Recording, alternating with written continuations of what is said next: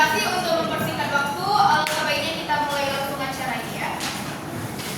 Nah, yang pertama itu mungkin kalian masih ingat sedikit materi tentang kami karena kami sudah presentasi pertama kali di hari Selasa. Dan di sini kami akan mengulang kembali untuk memaksimalkan kembali presentasi kami. Nah, yang pertama itu kita akan membahas tentang letak geografi Pulau Kreta. Nah, Pulau Kreta seperti yang saya sudah bilang sebelumnya, Pulau Kreta itu terletak di Yunani bagian selatan dan Laut Tengah bagian timur. Nah, Pulau Kreta merupakan daerah penghubung perdagangan antara negara-negara, antara pulau dan negara, antara Pulau Sisilia, Mesir, Pantai Levant, Bizantium, dan Yunani. Pulau Kreta terletak di persimpangan jalan pelayaran antara Mesir dan Yunani serta antara daerah Italia dan Indonesia. Nah, untuk yang ingin tahu di mana letak Pulau Kreta, ini adalah Pulau Kreta. Ini adalah Pulau Kreta doang, ini bukan Yunani ya, ini Pulau Kretanya doang. Nah, Yunani itu bisa dibilang besar sih, kalau kami masukkan peta Yunani mungkin adalah se-PPT. Next, kita lanjut yang kedua itu tentang sejarah peradaban Pulau Kreta. Nah, peradaban Yunani bersumber pada peradaban Knossos di Pulau Kreta. Knossos ini adalah salah satu kota di negara Yunani dan di Pulau Kreta ini juga. Bangsa penduduknya adalah bangsa Minoan. Nama Minos diambil dari raja di Pulau Kreta, yaitu namanya Raja Minos yang sekarang oh iya benar, maaf. Nah, sebelumnya mau saya paparkan juga, mungkin ada yang bingung untuk kedepannya. Nah, nama Minos, Minoan nggak pakai N, dan Mitran itu sama-sama bangsa ataupun pemerintahan yang ada di Pulau Kreta ya. Minos itu untuk rajanya, Mitran itu untuk orang-orangnya, dan Minoan itu peradabannya. Sama-sama berkaitan dengan Pulau Kreta. Nah, yang ketiga itu kehidupan di Pulau Kreta. Kehidupan yang pertama diketahui adalah di Pulau Kreta adalah orang-orang Mitran dengan pemerintahan Minos. Nah, orang-orangnya Mitran, pemerintahnya Minos, dan Raja Minos itu inilah dia. Nah, selama 100 tahun kehidupan di Pulau Kreta telah meletakkan dasar-dasar Yunani. Ada dua legendaris yang ada di Pulau Kreta, yaitu Knossos dan Pestus. Sebelumnya saya sudah bilang, mungkin kalian bertanya-tanya, kayak Minos, Knossos, dan Pestus itu rata-rata akhirnya os. Kenapa demikian? Setelah saya searching dari website maupun Google dengan pernyataan yang sama bahwa menjelaskan kenapa akhirnya os itu karena percakapan mereka, bahasa mereka gitu. Lantunan bahasanya emang kebanyakan dari os.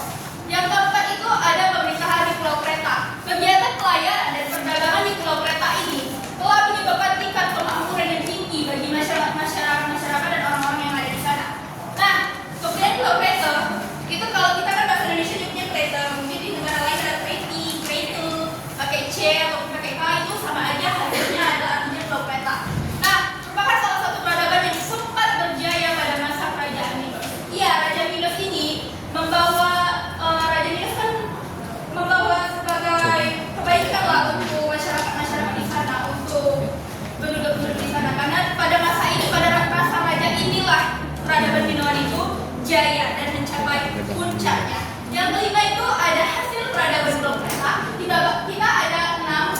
Saya ambil dari buku Pulitzer, saya dapatkan ada 6. Yang pertama itu kita bahas tentang budaya. Nah, untuk gambar di atas, untuk gambar di PPT itu adalah contohnya yang saya paparkan.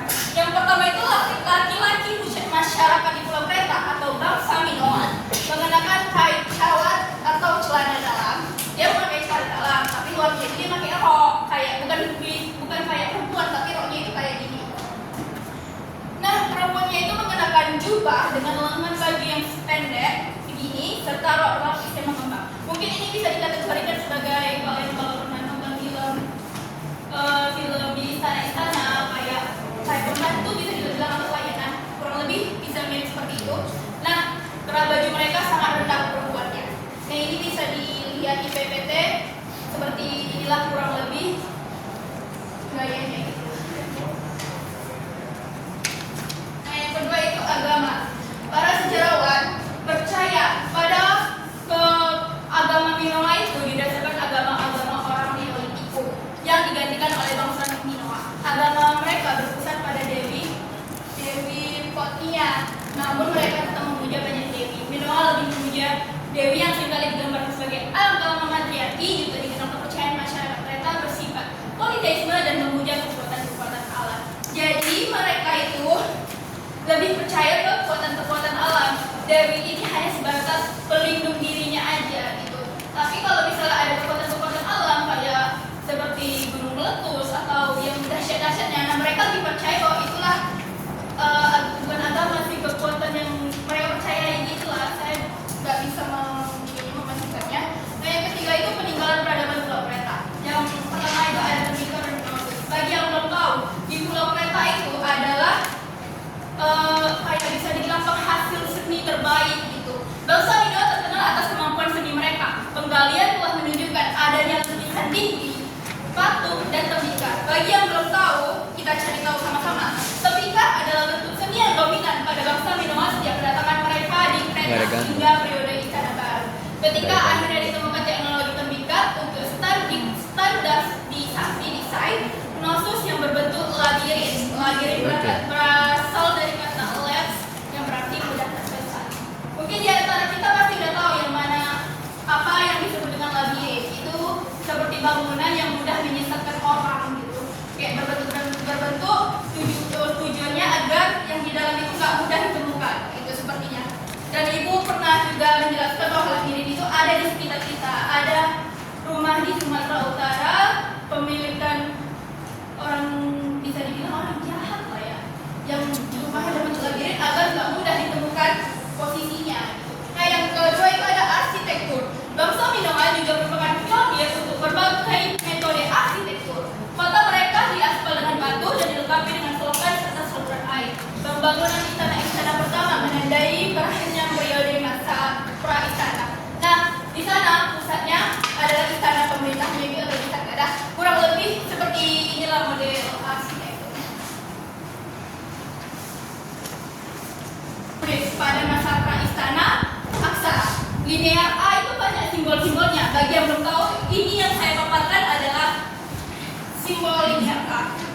Ini adalah linear A, guys. Nah, masing-masing menggambar suku kata atau angka setelah penaklukan Mykenae. Linear A digantikan oleh linear B. Kenapa digantikan? Karena linear A para sejarawan dan para siapapun itu belum bisa mengartikan apa yang ada tulisan di linear A. Karena apa? Karena ya itu simbol-simbol yang kita nggak bisa memecahkan. Dan alhasil sampai sekarang yang saya ketahui sejarah Pulau Kreta itu belum bisa dipastikan, belum bisa seperti bisa dibilang belum bisa kejelasannya itu bagaimana. Karena tulisan orang Pulau Kreta itu nggak jelas. Inilah contohnya. Nah yang keenam itu kita masukin terakhir tentang Pulau Kreta, yaitu hancurnya Pulau Kreta. Nah dulu ada sebuah gunung besar dari 100 km dari Yunani, dari Pulau Kreta itu.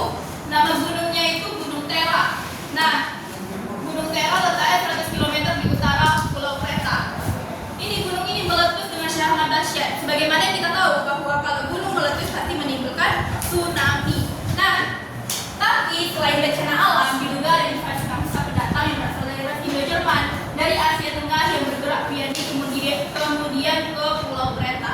Nah, ya bisa disimpulkan bahwa hancurnya Pulau Kreta ini, ya banyak yang mengatakan karena efek ini gunung meletus dan tsunami. Ya bisa kita pahami juga kan sebagaimana tsunami itu pasti meratakan apa yang dilaluinya. Jadi kalau untuk selain bencana alam, saya belum dapat bisa dibilang jurnal yang spesifik untuk mengatakan bahwa invasi bangsa pendatang ini bisa dibilang kategori yang termasuk untuk hancurnya Pulau Kreta. Nah, slide berikutnya itu tentang pembentukan polis-polis di Yunani. Bagi yang belum tahu, polis-polis itu adalah kota ya, bukan polisi-polisi Yunani. Jadi pembentukan kota-kota di Yunani. Nah, materi ini saya serahkan kepada pemateri kedua, kepada saudari Hadisti Nurul Haki. Dipersilakan untuk mempresentasikannya. Di antaranya itu ada suku Doria sama suku Aleria. Nah, mereka itu tinggal di wilayah yang dimana itu disebut negara kota atau polis. Nah, polis itu merupakan kota yang menjadi pusat pemerintahan lengkap dengan pedesaan di sekitarnya. Nah, setiap polis itu berdiri sendiri dan memiliki aturannya masing-masing. Di Yunani sendiri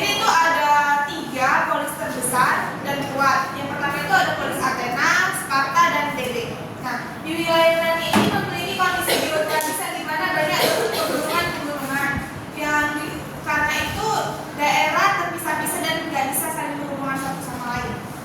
Karena itu, setiap daerah itu berkembang menjadi negara kotanya sendiri-sendiri. Mereka karena tadi terhalangnya gunung, laut, juga teluk, mereka itu tidak bisa bersatu menjadi suatu negara yang besar. Nah, perlu kita ketahui juga masyarakat Yunani itu juga termasuk merupakan campuran asli penduduk dan pendatang dari daerah sekitar Laut Kaksia. Mereka itu juga termasuk ras Indo-Jerman. Nah, yang dimana sekitar tahun 2000 sebelum Masehi, mereka itu mulai pindah dan menetap di berbagai wilayah di Yunani, seperti suku Doria yang mereka itu tinggal di Jazirah Attika dengan mendirikan polis seperti Athena. Terus juga ada suku Aurelia yang tinggal di Yunani Utara. Mereka itu berpusat di kota Delphi. Awalnya kota-kota di Yunani ini berkembang dari kota dagang seperti Mycenae, kemudian berkembang ratusan polis di Yunani. Nah,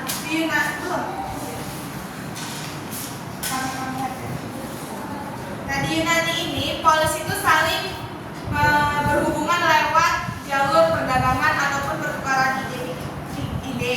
Nah, dari sinilah peradaban di Yunani itu mulai berkembang maju. Maka dari itu Yunani sangat bangga menjadi warga kota atau polis. Mereka itu merasa paling hebat dari kota yang luar. Mereka itu merasa paling hebat dibanding orang-orang di luar polis. Kayak biasanya itu mereka menyebut bangsa barbar, yang artinya itu bangsanya nggak maju. Terus itu, nah karena kebanggaan inilah terlihat jelas oleh kedua polis yang terbesar, yaitu Sparta dan Athena. Kedua kota ini bersaing untuk menjadi yang paling berkuasa di Yunani. Karena itu Yunani sulit bersatu. Karena setiap polis-polisnya itu bersaing untuk menjadi penguasa yang paling unggul. Nah, sekitar tahun 490 sebelum Masehi, ketika dapat ancaman dari Persia, nah polis Sparta dan Athena itu bersatu untuk melawan Persia dan akhirnya mengalahkan Persia. Nah, setelah hilangnya ancaman itu, setelah hilangnya ancaman dari Persia, hubungan Sparta dan Athena itu memburuk.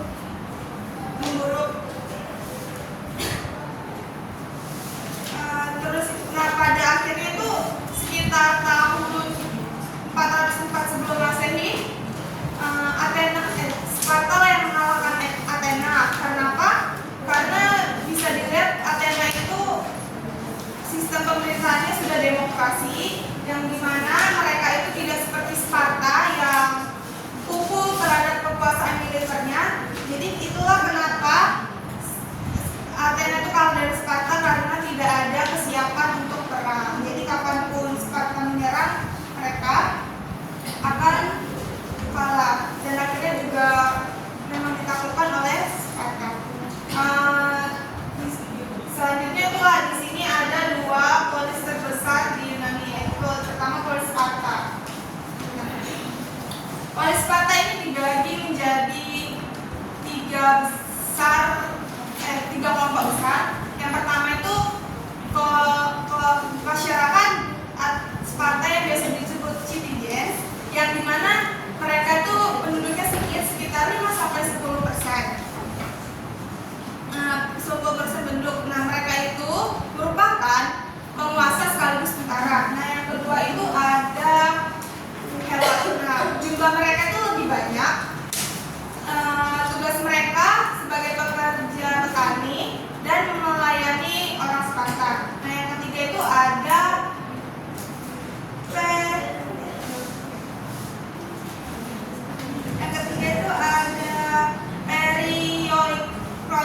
yang dimana mereka itu tinggal di pinggiran jalan, di pinggiran kota,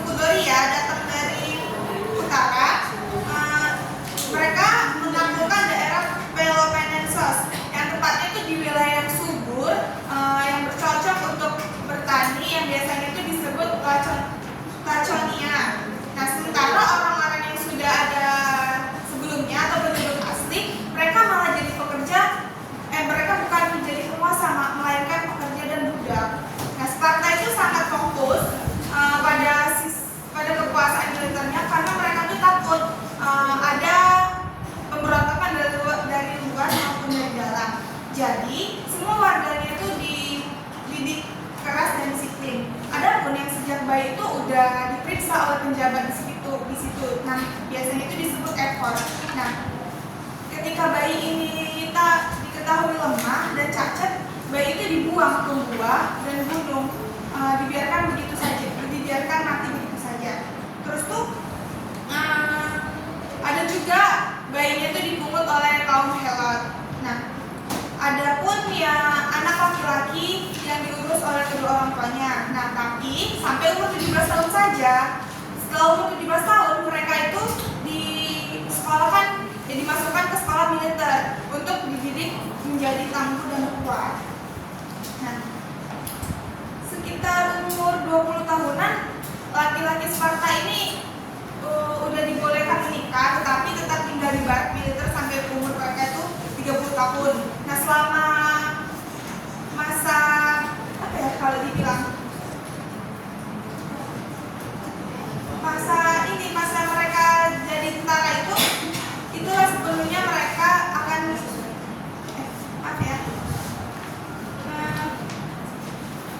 selama hidup itulah mereka sepenuhnya jadi tentara. Nah, mereka itu perang mereka itu berakhir pada umur mereka 60 tahun. Nah, sistem inilah yang membuat Sparta itu menjadi negara kota yang kuat di Yunani. Nah, pemerintahan Sparta itu dipimpin oleh 2 raja yang berkuasa turun-temurun. Selain itu ada 5 ekor yang membantu mengurus pemerintahan dan militer. Ada juga 28 orang tua yang bertugas menyiapkan rancangan undang-undang sebelum dibahas oleh rakyat. Nah, karena itulah sistem pemerintahan yang sangat disiplin dan militernya yang kuat. Sparta ini jadi kota yang paling kuat di Yunani. Selanjutnya itu ada polis Athena, yang dimana polis Athena ini berbeda dengan polis Sparta.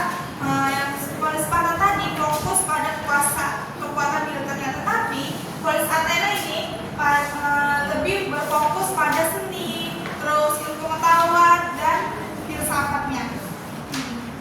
Athena ini merupakan Athena ini juga sudah menerapkan sistem demokrasi, yang dimana masyarakatnya itu ikut serta dalam pemerintahan. Sistem ini tuh diperkenalkan oleh Solon sekitar 634 sebelum Masehi sampai 559 sebelum Masehi. Nah, sistem ini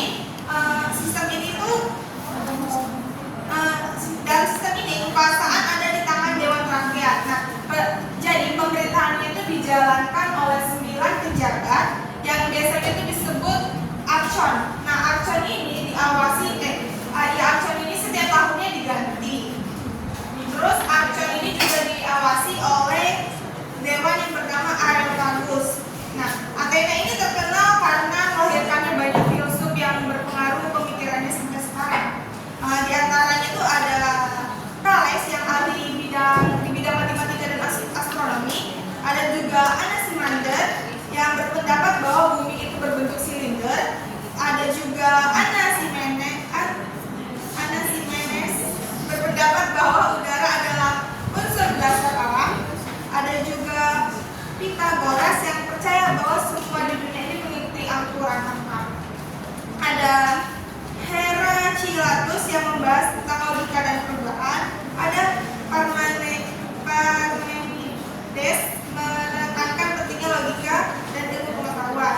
Ada Hippocrates yang dikenal sebagai bapak ilmu kedokteran. Ada Socrates yang mengajarkan filsafat tentang etika baik dan buruk.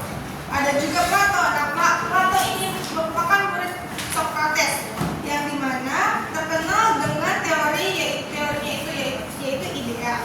Yang terakhir ada Aristoteles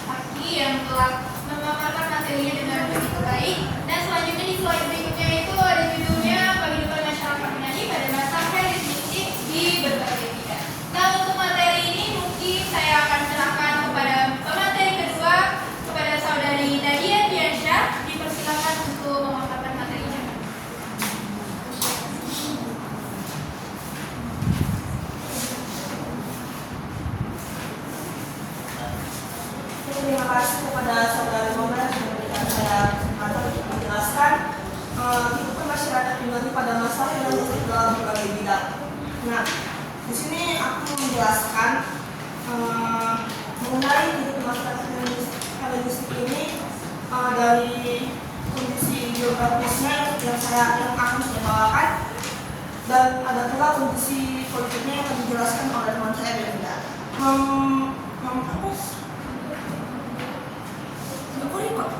Record. Maaf ya, Wei. Dan pada saat itu setelah mereka menjadi koloni ini, mereka ini mengembangkan kemampuan mereka seperti pertanian, perdagangan, pelayaran, di mana mereka ini pada saat itu dari pertanian ini kayak mereka seperti menanam rempah-rempah seperti gandum atau buah lainnya gitu. Dan setelah itu mereka ini menjual belikan hasil dari pertanian mereka ke wilayah pesisir laut itu, karena tempatnya itu yang dibilang strategis. Oke, saya kembali ke modelan. Terima kasih. Baik, terima kasih kepada saudari Nadia Diansyah yang telah memaparkan materinya dengan begitu baik. Nah, selanjutnya ini ada pembahasan tentang ini lagi yang akan dipaparkan oleh pemateri keempat kepada saudari Belinda Peregerini. Silakan. Di sini saya akan melanjutkan di bagian kondisi politik pada masa Helenistik yang berubah pesat setelah wafatnya Alexander Agung, yang wilayahnya terbagi menjadi beberapa bagian setelah dipimpin oleh beberapa jenderal dan mengganti sistem demokrasi polis menjadi sistem monarki yang pemerintahnya berpusat pada raja dan kekuatan militer.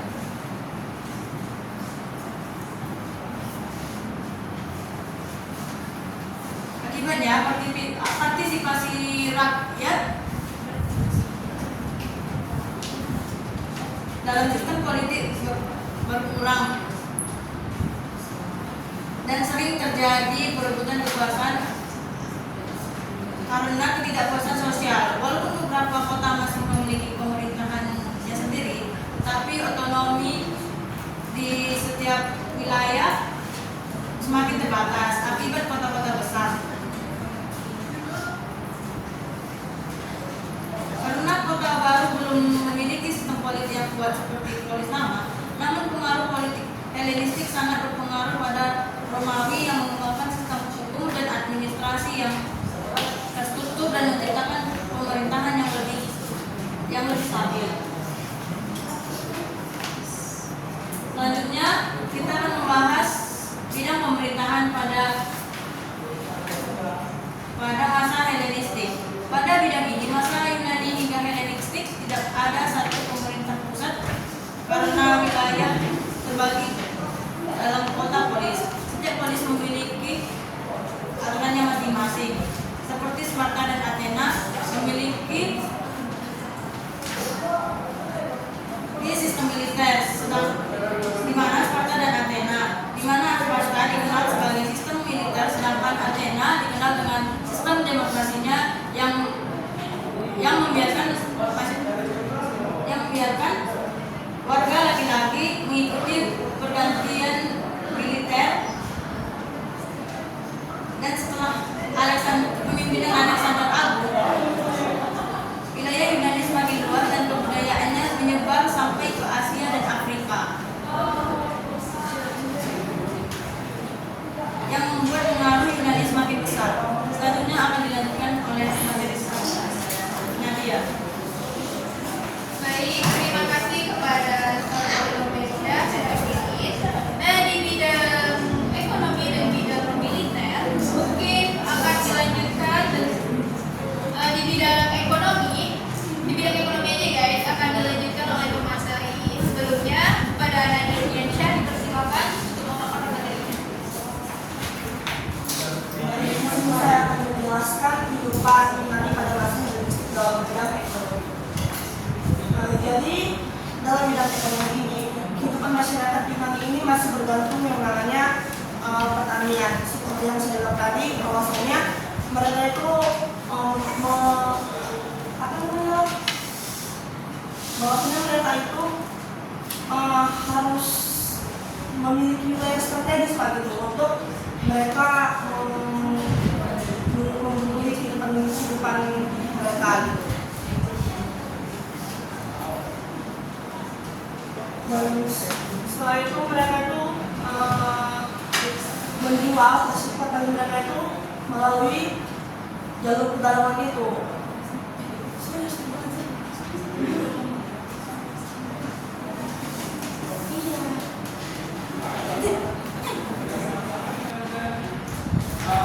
Nah, seperti yang belum tadi kan, bahwasanya mereka itu menjadikan petani ini sebagai hasil utama mereka dan hasil mereka itu diperjualbelikan di jalur perdagangan itu. Mungkin ini saja saya kembalikan kepada Mulia. Baik, terima kasih kepada pemateri 3. Selanjutnya untuk yang ketiga itu ada di bidang militer akan dilanjutkan oleh pemateri keempat. Silakan Belinda. Baik, saya akan melanjutkan pada bidang militer pada pemerintahan pada masa Helenistik, di mana setelah wafatnya Alexander Agung, pemerintahan ini terbagi menjadi beberapa kerajaan seperti Makedonia, Seleukid, dan Ptolemaic. Sistem pemerintahannya berubah dari polis menjadi kerajaan besar yang wilayahnya luas. Karena wilayahnya luas, pemerintahan butuh sistem politik dan militer yang lebih kuat untuk menjaga stabilitas dan mempertahankan kekuasaan. Di bidang pemerintahan, militer punya peran sangat penting. Setiap wilayah harus punya pertahanan yang kuat supaya tidak mudah diserang oleh polis lain. Formasi Phalanx dengan tembok panjang seharusnya tetap dipakai dan menjadi bagian kekuatan utama pasukan. Pada masa ini mulai digunakan tentara bayaran dan prajurit dari berbagai daerah taklukan supaya pasukan lebih banyak dan fleksibel. Contohnya di Sparta, pemerintah lebih fokus pada kekuatan militer dan anak laki-laki sejak kecil dilatih untuk menjadi tentara yang baik dan disiplin. Bahkan ada pemeriksaan fisik sejak bayi, tujuannya supaya mereka bisa menjaga kekuasaan di pemerintahannya. Jadi kehidupan masyarakat Yunani pada masa Helenistik dalam bidang militer sangat dipengaruhi oleh kebutuhan menjaga kekuasaan dan stabilitas wilayah luas, sehingga militer menjadi bagian penting dalam sistem pemerintahan mereka. Baik, terima kasih kepada pemateri 4. Selanjutnya ada di keempat itu ada bidang pendidikan dan ilmu pengetahuan, serta yang kelima itu ada di bidang budaya akan dilanjutkan kembali pada pemateri ketiga pada saudari Nadia Diansyah. Silakan. Guys, bidang budaya ini dijelaskan sama Belinda dan di belakang. Oke, sekarang aku akan menjelaskan kehidupan masyarakat Yunani pada masa Helenistik dalam bidang pendidikan dan ilmu pengetahuan. Nah, di dalam bidang pendidikan ini pada masa Helenistik, bidang pendidikan ini masih berkembang sangat maju. Di mana pada saat itu ada salah satu tempat pendidikan yang paling terbesar pada masa Helenistik, yaitu tempatnya di kota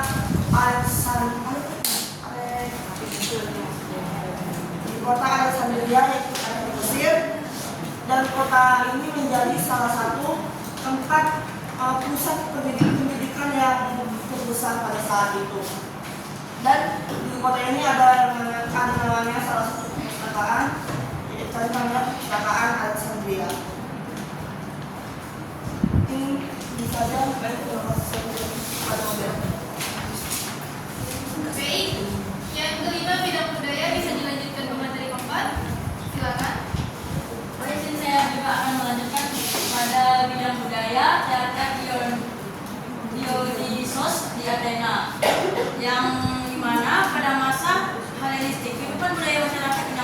sangat pesat, terutama pada bidang seni dan sastra. Salah satu contohnya teater Dionysos di Athena, yang digunakan untuk menunjukkan drama komedi. Pertunjukan ini bukan cuma untuk hiburan, tapi juga mengajarkan nilai moral dan kepada masyarakatnya. Bangsa Yunani juga terkenal lewat karya sastra epik seperti Iliad dan Odyssey. Karya Homerus, Iliad menceritakan tentang perang Troya antara Yunani dan Troya, termasuk kisah tokoh Achilles, Hector, dan Agamemnon, serta strategi kuda Troya untuk mengalahkan musuh. Sedangkan Odyssey menceritakan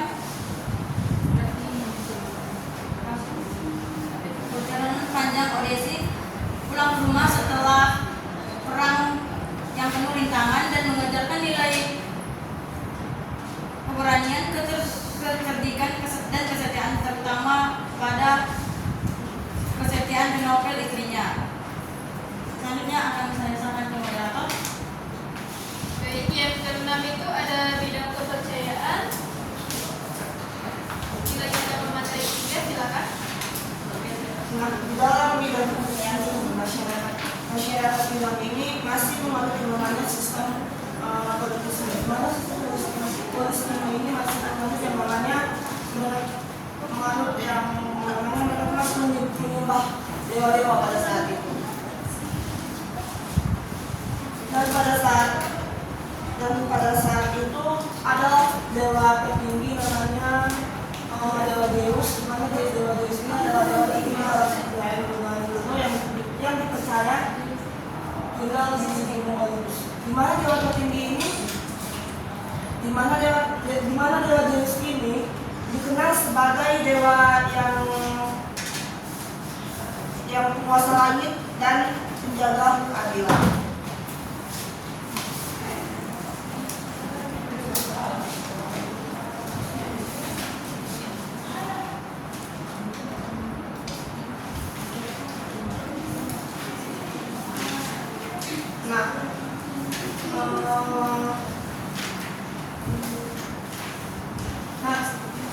Pada saat itu bangsa Yunani kuno ini membuat salah satu acara pesta olahraga, yaitu mereka tuh menyebutnya namanya Olimpiade. Kita juga mereka tuh membuat salah satu pesta olahraga, di mana pesta olahraga ini menjadi salah satu sebagai penghormatan bangsa Yunani itu kepada dewa Zeus itu.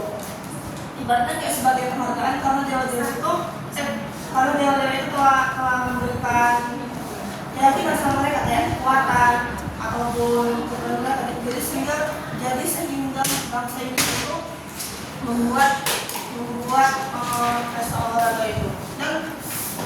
Dan Olimpiade ini dilakukan yaitu pada tahun 776 sebelum Masehi dan dilaksanakan pada 4 tahun sekali. Mungkin ini saja saya kembali kepada moderator. Arsitektur pada masa Helenistik. Arsitektur Yunani semakin maju dan megah. Bangsa Yunani membangun banyak bangunan besar, terutama kuil untuk kemajuan dewa-dewi, contohnya Parthenon di bukit Akropolis Athena yang didedikasikan untuk Dewi Athena dan menjadi simbol kejayaan arsitektur Yunani. Parthenon dibangun dengan gaya Dorik yang megah dan proporsinya sangat seimbang. Selain itu ada juga kuil Zeus di Olympia yang menunjukkan kemegahan dengan tiang yang besar dan lukisan indah.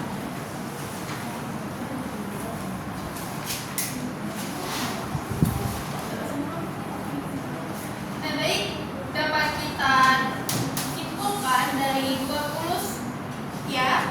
19 slide yang telah kami paparkan bahwa kesimpulan materi kami pada hari ini yakni peradaban Yunani berawal dari Pulau Kreta yang saya sebutkan tadi. Nah, yang berkembang sebagai pusat perdagangan lalu muncul polis-polis dan yang seperti Sparta, Athena, dan satu lagi mungkin mau saya lupa yang kuat dalam militer dan yang maju dalam demokrasi, filsafat, seni, dan ilmu pengetahuan. Pada masa Helenistik, masyarakat Yunani semakin berkembang dalam pemerintahan, ekonomi, dan budaya, serta aktif berdagang dan berlayar hingga pengaruhnya meluas ke wilayah Laut Tengah, sehingga peradaban Yunani menjadi salah satu dasar penting bagi peradaban modern. Nah, seperti biasa, kami akan menyampaikan pesan moral kepada saudari Ferinda. Silakan pesan moral yang dapat dipetik. Jadi pesan moral dari materi kita pada hari ini yaitu peradaban Yunani yang mengajarkan bahwa kemajuan lahir dari ilmu pengetahuan dan pemikiran yang terbuka. Sekian dari presentasi kami. Saya kembalikan ke moderator. Baik, sampailah ke akhir presentasi kami kali ini. Seperti biasa, tidak mungkin setelah kami paparkan materi pasti ada muncul rasa ingin tahu dan rasa bertanya di dalam diri Anda semua. Tapi sebelum itu mungkin seperti biasanya kami akan membuka dulu kritik dan saran terhadap PPT maupun makalah yang telah kami buat. Tidak mungkin sempurna karena kita juga tahu tidak ada sempurna di dunia ini. Jadi mungkin dari kelompok 1 atas kritik dan saran terhadap PPT dan makalah bisa dibicarakan. Kebetulannya Angelina Setangga bisa dibicarakan. Presentasinya sudah cukup bagus dan PPT kalian sudah lumayan bagus daripada yang kemarin, dan makalahnya juga penyusunannya sudah sesuai dengan yang diteliti oleh Dery yang waktu itu. Kalian sudah menyelesaikannya. Oke, mungkin itu saja yang dapat saya kritik dari presentasi, makalah, dan juga PPT kalian. Terima kasih. Baik, terima kasih dari kelompok 1. Selanjutnya dari kelompok 3 atas kritik dan sarannya kepada saudari Dery Saudara Dery Satria Dermawan, dipersilakan. Banyak poin-poin yang kalian sampaikan, misalnya kayak di sini sudah banyak lister dan lainnya. Makalah menurutku udah cukup improve, udah bagus. Cuman poin penting yang kedua kayaknya dari PPT sih. PPT kan yang kita ketahui kan PowerPoint. Jadi kalau kalian scroll ke belakang lagi tadi itu mungkin coba scroll ke belakang. Masih bisa dibilang banyak kata-kata. Jadi dari aku kayak mungkin kalau baru PT agak distikkan lagi kata-katanya, lebih dipahami lagi materi. Itu aja sih dari aku. Baik, terima kasih atas pujiannya saudara Dery. Kelompok 4 dipersilakan untuk kritik dan saran. Dari mendengarkan dan juga sambil membaca makalah kalian, tapi ada yang beberapa yang ingin saya kritik. Itu masalah yang makalah saya kritik di sini. Kalau di halaman saya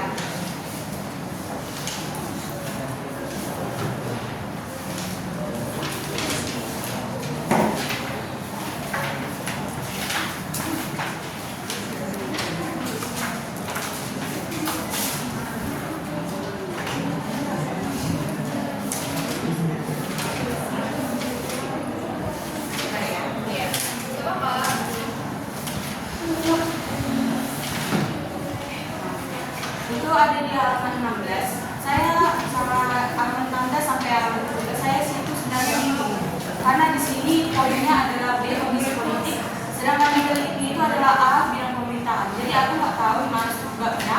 Kalaupun kondisi politik ini merupakan bagian-bagian dari poin-poin bidang pemerintahan sama kami, itu bisa dilanjutkan di bawah ini. Itu menurutku ya. Tapi di situ letak salah yang bisa saya lihat di makalah ini.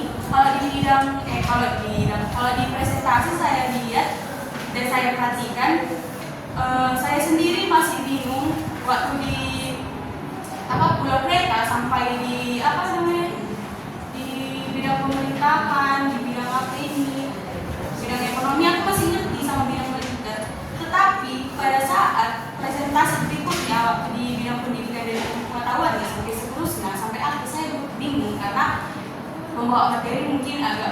canggung ya, saya di situ masih bingung dan juga pembawa materinya juga masih agak gagap, masih membaca.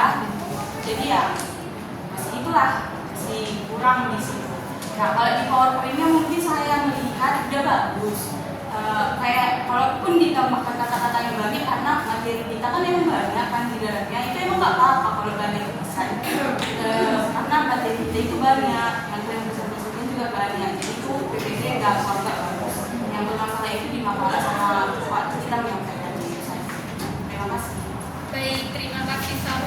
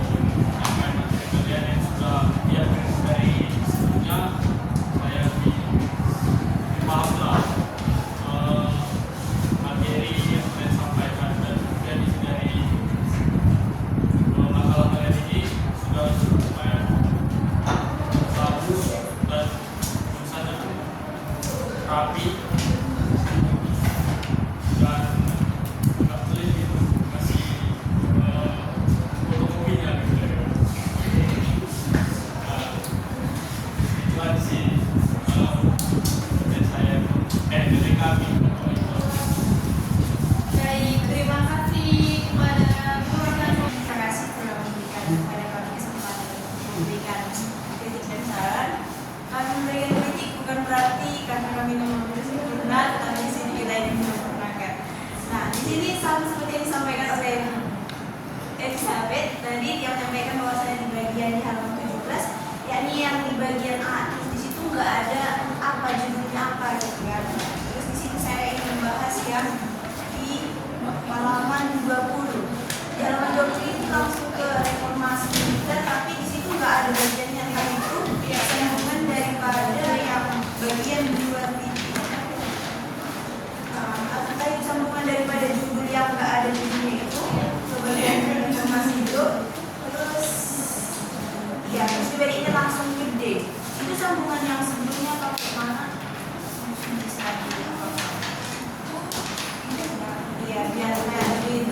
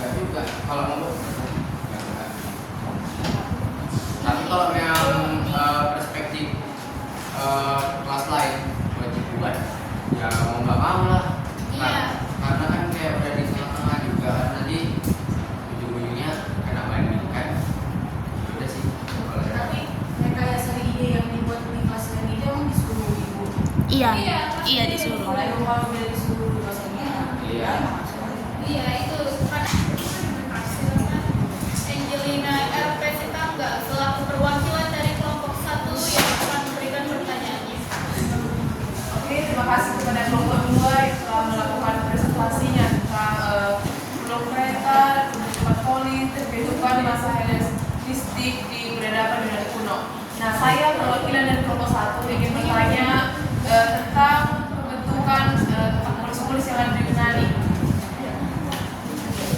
Nah, tadi kan Hadisti menjelaskan bahwa polis di Yunani itu ada 2 polis besar, yaitu polis Sparta dan yang paling besar dan ketiga, tapi yang ya, kedua. ya, yang sering itu aku mau nanya ini, maksudku, aku kan tadi polis Sparta dan juga polis Athena, di mana kedua polis ini itu sama-sama berasal dari Yunani. Mereka itu di wilayah yang sama dan masa yang sama. Namun mereka itu kan memiliki 2 sistem pemerintahan yang berbeda, di mana si polis Sparta ini tadi dia itu dengan sistem, kalau jelaskan tadi dia itu dengan sistem militer, dan si Athena itu menggunakan sistem demokrasi. Nah, apa faktornya kenapa kedua polisi ini memiliki sistem pemerintahan yang berbeda, padahal mereka itu berada di wilayah dan juga bangsa yang sama, dan mengapa polis Athena itu memilih sistem demokrasi dan mengapa polis Sparta itu memilih sistem militer? Oke, terima kasih. Itu saja pertanyaan dari kelompok 1. Terima kasih. Saya kembalikan ke moderator. Baik, terima kasih Angelina. Bagaimana Medan dan Jakarta nggak sama kan ya? Nah, kepada kelompok 3, perwakilannya bisa disiapkan udah? Dua orang. Jadi wajib 1. Oh ya udah kau aja lah. Kau aja lah. Udah jadikan satu pertanyaan. Kelompok 4 atas waktu untuk pertanyaannya, silakan. Ada 2 pertanyaan, tapi dari tadi minta 1, jadi saya tanya dari saja. Tadi kalian menjelaskan bahwa di masa Helenistik ini berarti perubahan dari polis ke menjadi kerajaan. Itulah kesimpulannya kan, jadi Helenistik polis dan Helenistik dari polis dari kerajaan. Nah, yang mempengaruhinya yang setelah wafatnya si Alexander, maka terbentuknya kerajaan-kerajaan ini. Jadi yang membentuk kerajaan-kerajaan ini berarti dewan-dewan yang apa gitu lah kan berarti.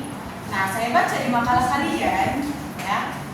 Di sini ada Alexander Agung merupakan tokoh penting pada masa Helenistik. Di situ saya baca.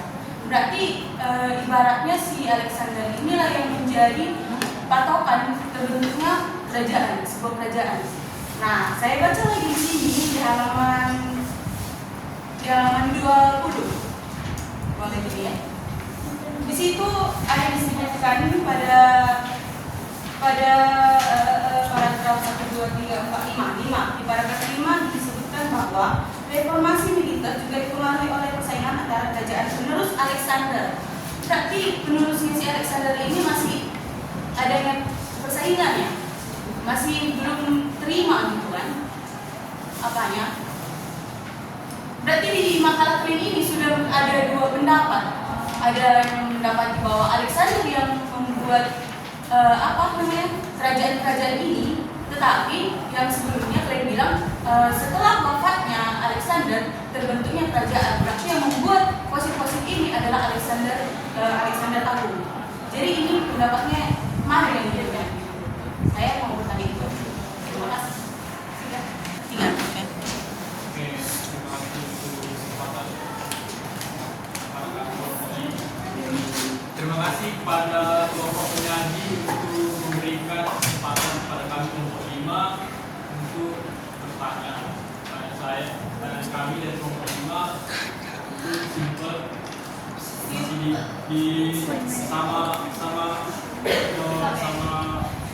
saya tadi di halaman 14 di bagian 23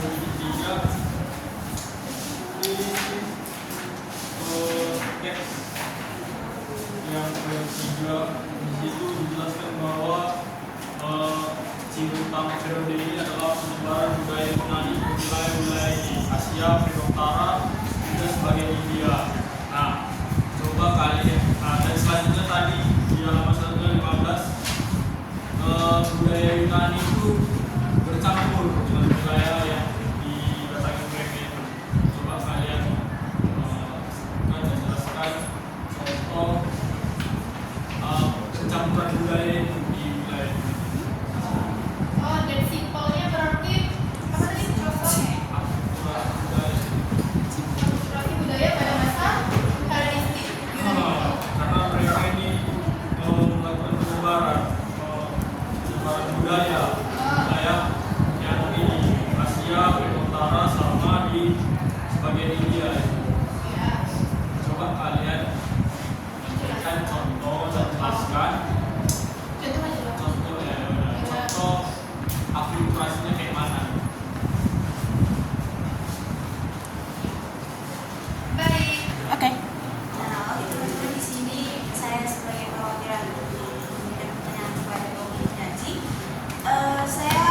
kembali menanyakan daripada pertanyaan yang udah disampaikan di hari yang kemarin itu, dimana saya masih penasaran ya, soalnya kan dimana penelitian kemarin itu nyampein bahwasannya Athena itu sama Sparta itu bersama melawan Persia, sedangkan di buku ini saya baca Athena itu ditaklukkan oleh Sparta, ya kan?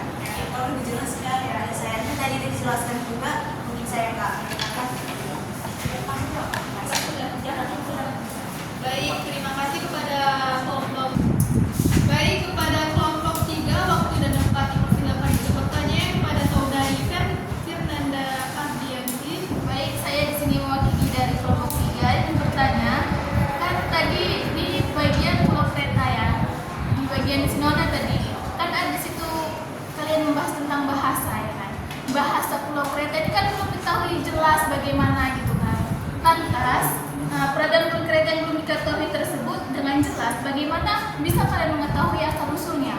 Sedangkan bahasanya sendiri atau peninggalan kayak kalau di tempat kita namanya prasasti, kayak bahasa ini yang ini, kan belum diketahui. Jadi bagaimana mengetahuinya dengan jelas gitu? Atau adakah teorinya? Sudah. Baik, terima kasih. Dan itu penelitiannya itu bagaimana kenapa bisa kalian disebutkan peradaban Pulau Kreta seperti itu gitu kan? Sedangkan kita terkendala oleh bahasa. Dari saya di versi bahasa ya. Nah, ini bahasa.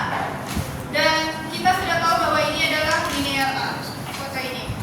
Nah, untuk bagaimana saya tahu, bukan saya sok tahu, saya sudah searching di Scholar, tapi emang saya pakai buku ini, buku kamu, buku Eropa. Ya sejujurnya saya pakai buku kamu kan.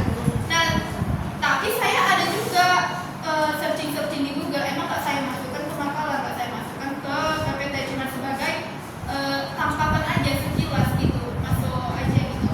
Nah, memang benar sejarawan mengatakan bahwa Pulau Kreta ini nggak sepenuhnya diketahui sejarahnya gitu, belum tertuntaskan, belum bisa spesifik lah bagaimana sejarahnya itu. Dan kenapa kalau dibilang kan belum tahu kan, tapi kenapa kami tahu, kenapa di jurnal-jurnal itu ada? Saya ambil kutipan dari salah satu jurnal bahwa mengatakan memang bahasanya ini tidak bisa dibaca, tetapi ada linear B. Linear B itu tergantung kayak bahasanya ya, linear A digantikan sama linear B. Jadi orang itu mengetahui dari linear B karena linear B agak mudah dipahami, agak mudah dibaca. Jadi sejarahnya itu ditulis oleh linear A dan linear B. Mungkin untuk spesifiknya ada di linear A. Dan sejarah Pulau Kreta juga ada di tulisan linear B. Gitu. Nah, tulisan linear B itu dikumpulkan oleh para sejarawan masuk ke jurnal dan jurnal masuk ke saya. Jadi kan ada linear A dan linear B. Yang diketahui itu dari linear B ya kan? Iya. Dari linear B. Jadi sebenarnya peradaban Pulau Kreta ini tidak sepenuhnya diketahui karena yang kita ketahui itu cuma dari linear B. Iya. Yang dari linear A kita belum ketahui bagaimana bahasanya seperti itu. Istilahnya ini dominannya aja, luarnya aja. Untuk lebih spesifik ke dalamnya itu ada di linear A yang tidak dapat diketahui hingga sekarang, hingga 2026. Sampai sekarang. Iya, karena linear B itu adalah istilahnya luar dalam orang itu beda. Ini taunya kita di luarnya aja. Apakah bisa diterima? Adakah penelitian lain tentang hal itu? Penelitian mungkin sejarawan apa bukan apa sih? Sudah meneliti ke gua-gua kayak saya ceritakan itu. Di gua-gua seperti ini tembikar, bentuk-bentuk seni yang karena dari tempat-tempat ini, tempat-tempat bersejarah ini gitu. Masih bingung? Oke, terima kasih. Perbedaan pendapat tadi ya? Baik, silakan. Mungkin di sini karena yang dari aku cari kan sama aku baca ya. Sebenarnya itu nggak ada yang salah kan, kalian bilang di sebelumnya mana sih yang betul tuh kan? Sebenarnya itu sama-sama benar, cuman beda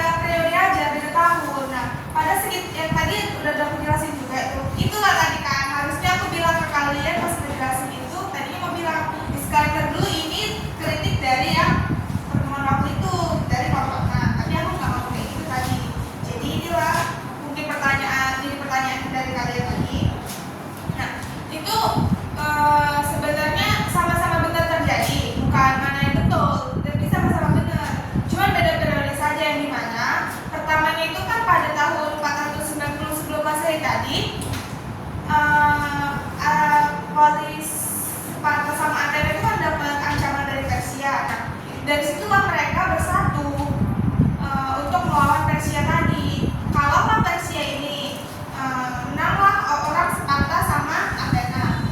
Jadi tadi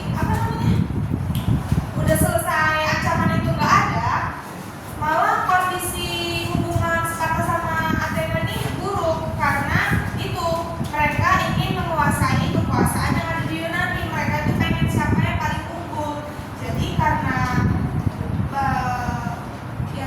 yang aku jelasin tadi, kalau sistem demokrasi itu yang dipakai oleh Sparta dan Athena dan Sparta itu punya sistem militer yang kuat, itu kan berbeda jauh. Jadi Athena itu nggak punya kesiapan untuk melawan Sparta, dan itulah dikalahkannya Athena itu sama Sparta pada tahun 404 sebelum Masehi. Jadi itu cuma beda periode aja.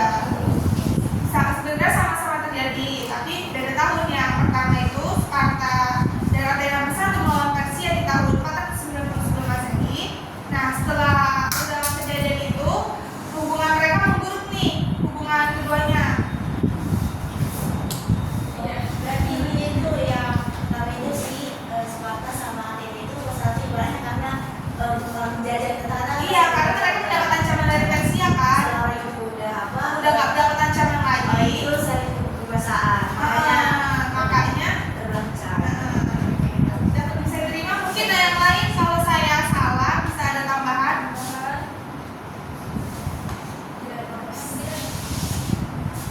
Tidak ada. Nah, simpelnya itu beda tahunnya aja. Kalau terjadinya juga terjadi, cuman beda tahun, beda waktu.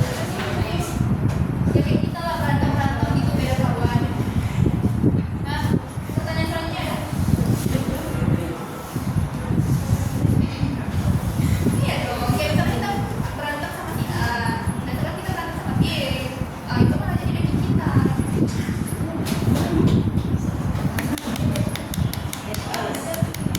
Mbak, ini nggak dipilih kan? Nah, di sini aku ingin menjawab pertanyaan dari kelompok satu, yaitu dari Angel. Pertanyaannya, kenapa polis Sparta dan polis Athena memiliki dua sistem pemerintahan yang berbeda, sedangkan mereka ada di wilayah yang sama, yaitu Yunani. Itu dulu yang menjawab ya. Kan tadi juga sebelumnya ada aku jelasin kalau mereka itu karena adanya tadi sistem yang geografisnya itu banyak pegunungan, mereka tuh jadi daerahnya terpisah-pisah, nggak bisa berhubungan gitu. Terus tuh tadi juga aku udah bilang setiap polis itu juga berdiri sendiri dan memiliki sistem pemerintahannya masing-masing. Jadi kenapa berbeda? Kenapa berbeda? Karena kalau kita dilihat dari Athena itu di dekat laut, terbuka pada perdagangan seni dan ilmu pengetahuan, sehingga masyarakatnya itu beragam dan menemukan cara mengatur yang bisa melibatkan banyak orang. Dari itu juga Udah simpelnya tuh gini, kita di Indonesia, kita punya banyak kota. Nah, kita ibaratkan itu adalah Spartanya itu Medan, Athena itu Jakarta. Jadi istilahnya dua ini bedanya itu mana yang lebih unggul? yang lebih unggul Sparta. Nah, lebih unggul Sparta. Kalau di Indonesia Jakarta Jakarta. lebih modernnya. Nah, sistem pemerintahan memang sama gubernur, tapi sistem aturan apakah sama? Berbeda. Nah, Jakarta itu lebih dominan sama pusat apa ya? Bisa dibilang pusat persediaan industri. Kalau di Medan ini kan ya sama aja, tapi kan nggak kalah sepesatnya Jakarta. Nah, mungkin dari simpelnya kita bisa dilihat dari Jakarta dan Medannya kan sama-sama di Indonesia, sama-sama punya gubernur, tapi beda aturannya dan beda cara mencari ekonominya. Terus sistem pemerintahan siapa yang berhasil dan masih diikuti oleh Yunani? Itu tadi aku kan udah jelasin, Pak. Sistem pemerintahan yang paling terkuat di Yunani itu Sparta, karena itulah kita lihat orang itu kuku banget terhadap kekuatan militernya. Juga mereka itu mendidik warga-warganya itu untuk latihan militer. Terus juga dididik dengan disiplin, dididik dengan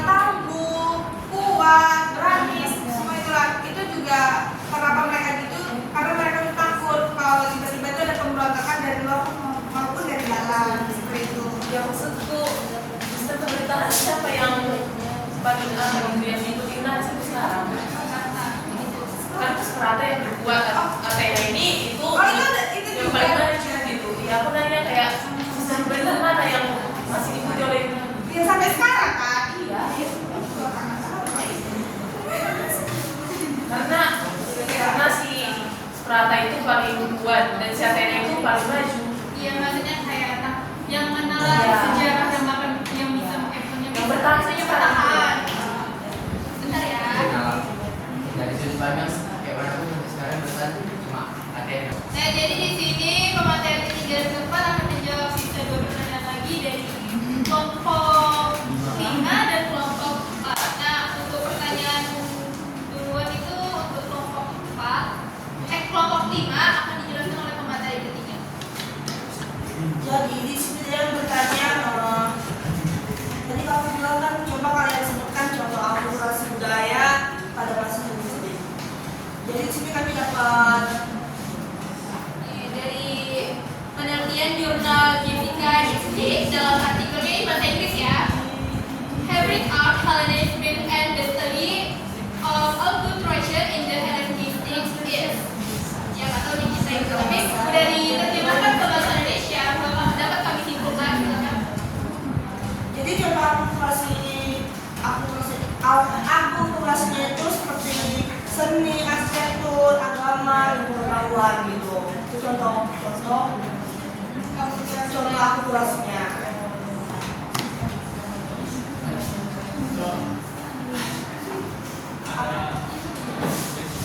Misalnya dalam tadi arsitek, misalnya dalam arsitek itu garisnya apa ya?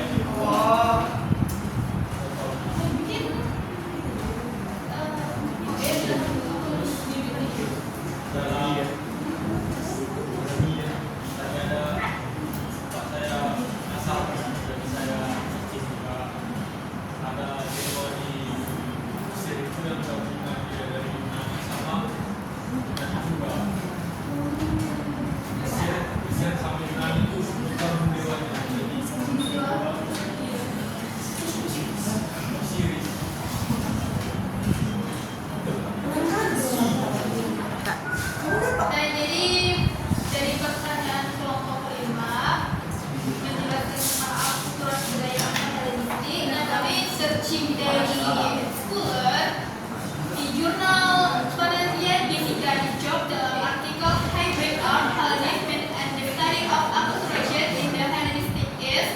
Beliau di jurnal itu menjelaskan bahwa kesimpulannya itu akulturasi budaya pada masa Helenistik terjadi karena luasnya wilayah kekuasaan Alexander Agung yang sudah kita jelaskan tadi, yang mempertemukan antara Yunani dan Mesir, Persia, Venesia, dan lain-lain sekitar situ.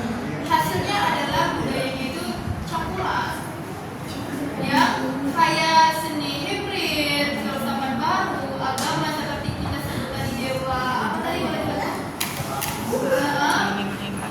Ini agama dan perkembangan ilmu pengetahuan. Jadi begitu. Oke, terima kasih untuk jawabannya. Kelompok 5 menerimanya dengan senang hati. Terima kasih.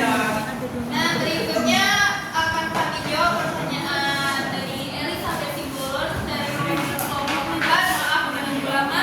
Akan dijawab oleh materi keempat.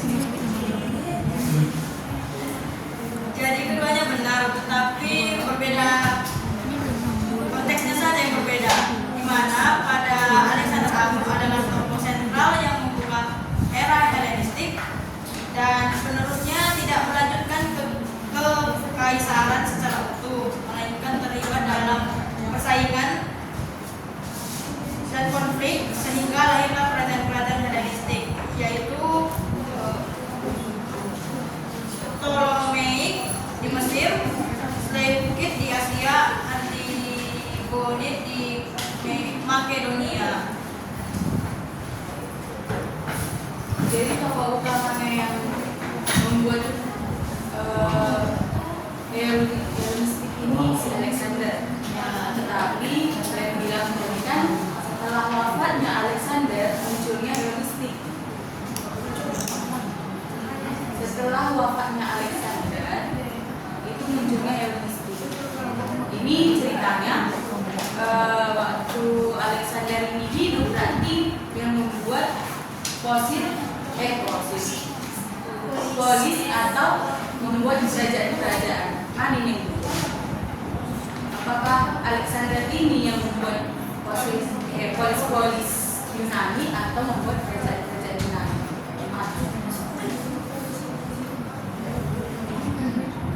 Dari kedua pertanyaan pernyataan yang kita buat, sebelum meninggalnya Alexander munculnya Hellenistik. Tetapi di makalah selanjutnya Alexander merupakan tokoh utama yang membuat Hellenistik. Ini mana ini yang paling benar?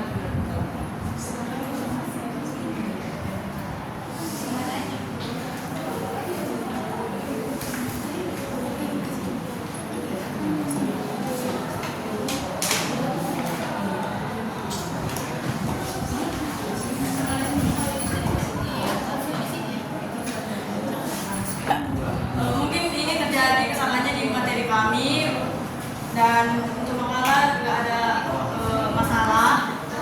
Mungkin perbedaan antara menjelaskannya aja. Nanti audien yang salah. Makalahnya. Audien yang salah. Aku yang salah. Karena perbedaan perspektif.